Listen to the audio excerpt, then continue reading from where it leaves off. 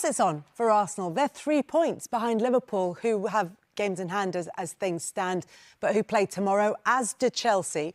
At the moment, Arsenal on 33 points. The Opta supercomputer, and as Mikel Arteta said, we're not even halfway through the season, nearly, but not quite halfway through the season yet, have Arsenal with a 13.2% chance.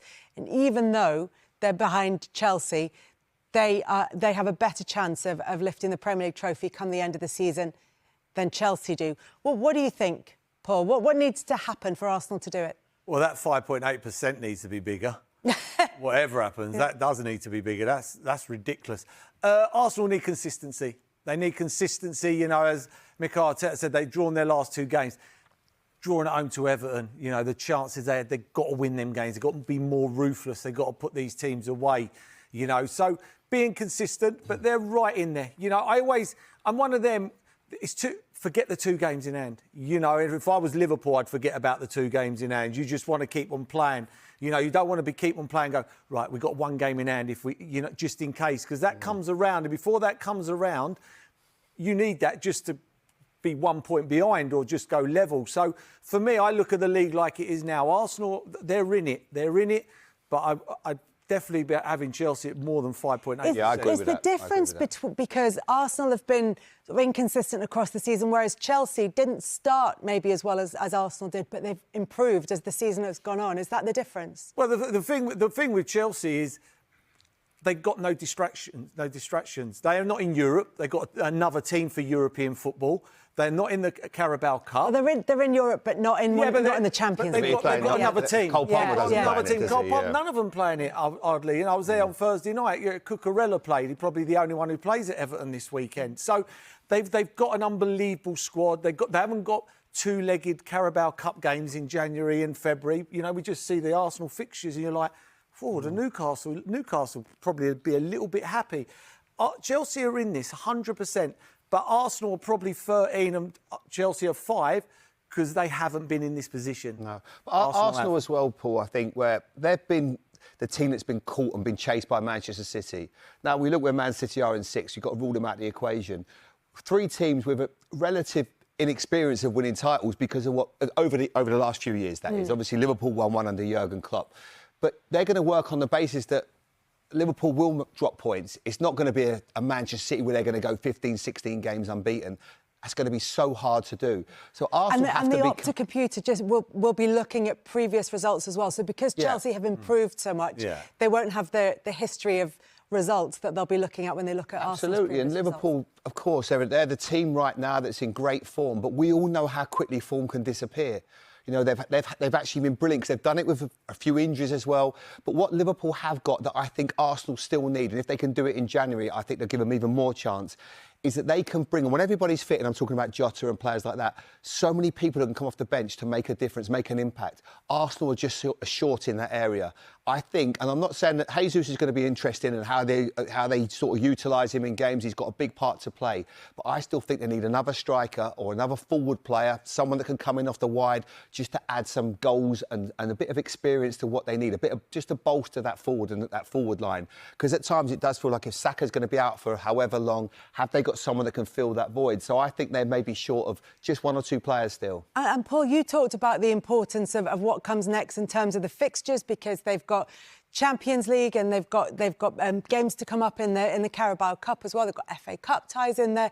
And what's interesting about this run of fixtures, as Jamie said, is that we don't know. Saka went off injured today, and as Mikel Arteta said, we need to wait and see. He's never missed more than 2 consecutive games for Arsenal in the 5 years since he's been established Arsenal starter. So potentially they're going to have to get through some of this run of fixtures without him. Yeah, very much so. And you look at probably the Man United game in the FA Cup where they'll probably go, you know what, that's the game we'll probably have to sacrifice. I don't think you can go through them games, you know, Brighton away, then Newcastle. If you've got to the semi-final of the Carabao Cup, you might as well keep on going, you know, if you get that far. The Man United game, then for me, is a no-go in the FA Cup, and then they play Tottenham. So I think if you're a Man United fan, you're looking at that game thinking, we might have had a result here with these fixtures. And then they got some hard fixtures, but, you know, 5 home games on the trot. Very rare someone whips up 5 away wins on the trot at home. So it'll be how they look after the players. but I haven't seen Mikel Arteta that happy for a long time. Yeah, He looks it'll be very so. relaxed, But isn't he'll he? also be, there'll be an element of, he'll be praying that once that MRI scan comes through and how is Bukayo Saka, because he knows if they are to win the league, they're going to need him. He's so important. He's their talisman. He's their best player. And you don't want to be without him for too many games. You know, January the 15th, Tottenham at home, it's the sort of game when you need him. He comes up, he turns up in the big games. But they have got fixtures that you look at. But I honestly think this season is going to be one of them where teams are going to drop points. It's becoming harder and harder. Look at Nottingham Forest this season, how well they've done. It's so hard to win games. You've got to earn every single point you get. And that's why I think this is going to go right to the wire. We look at everybody's fixtures. Liverpool got quite a tough run in. Arsenal's run in is not too bad as well. I think Chelsea, obviously. So it's going to be a really difficult one to predict. And we're trying to say right now, well, they're out of it. And we're not even halfway through the season. There's going to be so many twists and turns still. There are going to be so many twists and turns, but across the last 5 years, we talked about the consistency in terms of appearances for Bukayo Saka, the consistency in terms of importance as well over Mikel Arteta's 5 years. We marked the anniversary yesterday. How do you assess those 5 years, Paul? Absolutely brilliant. In my opinion, outstanding. I think his timings in football, second, he's come against one of the greatest teams ever to play football, in my opinion. His timings. You don't think the last 5 heavyweight champions of the world would have been world champions if Mike Tyson was around in his pomp? They wouldn't have been. His timings. Colin Montgomery would have been an open champion if it weren't for Tiger Woods being around. It's timings. He's been bang unlucky. You like Tiger Woods tonight, didn't you? Yeah, he's the best of the best. So we're talking the best. But then maybe the question is, when you talk about Colin Montgomery, famously best player never to win a major, could this Arsenal team be? I mean, I know there is a trophy in there, but if they don't win a Premier League title, is there an... It could do, but, they've come up against a juggernaut in Man City. They'll be disappointed if they don't win it this season and Man City are where they are at the moment. Then I think they'll be disappointed. And I think the spotlight will be on them because it'll be, wait there a minute. Man City didn't turn up, haven't turned up so far this season with their form. So, yeah, at the moment, as we talk today, I think he's done an outstanding job. Right. 8th. Arsenal were also runners. They were just also runners. They were a team that started the Premier League, had no chance of winning it. Now they become a team that have a chance of winning the Premier League when they're in it. I remember losing the Monday Night Football at Brentford. And everyone was like, not sure how long he's going to last. He was under severe pressure. He had the Lacazette and the Aubameyang situation. He won that battle. The club backed him. Now they back him in every respect. And you can see that 8th, 5th, 2nd. And they've been so unlucky, as Paul says. But this year, if they weren't to do it, it would feel like the big miss because this is the opportunity. This was the one. I fancied them really strong at the start of the season.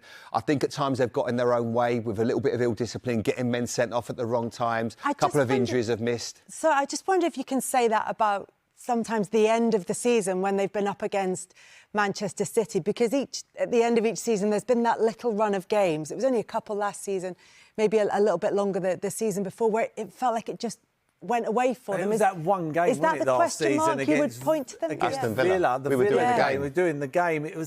That was the game. They had a couple of chances first half, and then as the game went on, only one team looked like they were going to win it. 1.95 over 5 years. It's some going. That's a consistent... Yeah. I think he's done great. Can I ask you a question? Do you think they might enjoy, because now they're going to have to chase, do you think they might enjoy that bit of pressure off them? Because rather than sort of looking over your shoulder thinking every week Man City keep winning, do you think it might help them a little bit? I'm a great believer. I always want it in my hands. Even when we won the league in '89 at Liverpool, we were miles in front and they caught us up.